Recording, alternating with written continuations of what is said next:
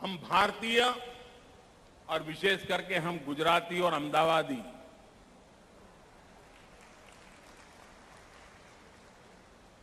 जब भी कोई चीज खरीदने जाते हैं या बिक्री की बात आती है तो बराबर तोल मोल का हिसाब लगाते हैं, एक एक पैसे का हिसाब लगाते हैं, घाटे और फायदे के रूप रंग बराबर चकासते हैं। जब हम एक छोटा सा बाइक भी खरीदने के लिए जाएं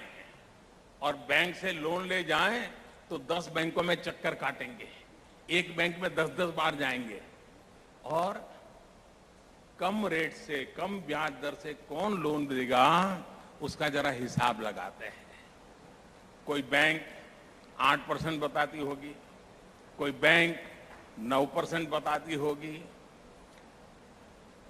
और फिर हम हिसाब लगाते होंगे, जोड़ तोड़ करते होंगे कि इतने परसेंटेज ब्याज से अगर मैं बाइक लाता हूं और जब बैंक को मैं ब्याज समेत पैसे लौटाऊंगा तब मेरे बाइक की कीमत क्या बनेगी, कितने साल में बनेगी, ये बहुत बारीकी से देखते हैं।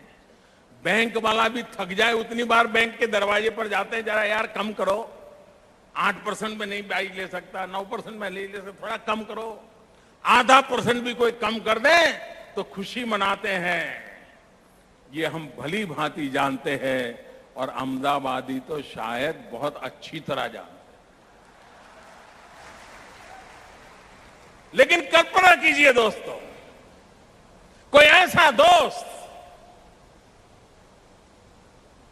ऐसी बैंक नहीं मिल सकती जैसे भारत को अब ईशान जैसा दोस्त मिला है, दोस्त जापान जैसा दोस्त मिला है। अगर कोई ये कहे कि बिना ब्याज के ही लोन ले लो और 10-20 नहीं 50 साल में चुकाना, तो कोई यकीन करेगा क्या? लोगों को ऐसा बैंक नहीं मिलते, लेकिन भारत को ऐसा दोस्त मिला है जिसने बुलेट ट्रेन के लिए 88,000 करोड़ रुपया, 88,000 करोड़ रुपीस सिर्फ 0.1%, 0.1% ब्याज दर से ये बुलेट ट्रेन के लिए पैसा देने का फैसला किया।